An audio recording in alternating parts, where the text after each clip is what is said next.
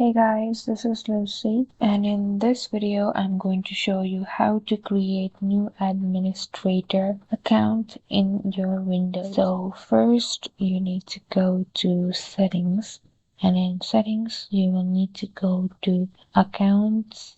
Here scroll down and click on other users. Click on add account and a new window will open. So you will need to click on this option. I don't have this person's sign-in information. Then it will take you to this page where you'll need to click on add a user without the Microsoft account. So here you will need to type the name of the user and you will need to make a password. So you need to make it secured. So you will need to fill out these boxes as well and click on next.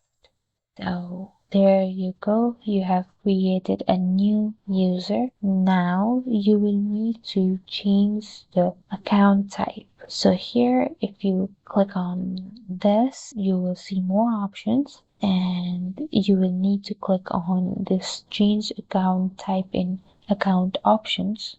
And here in this window, you will need to click on administrator and click on OK. And that's how you create a new administrator account in your PC. And that's it for this video. Thank you guys for watching. Like and subscribe for more videos, and I'll meet you guys in the next video.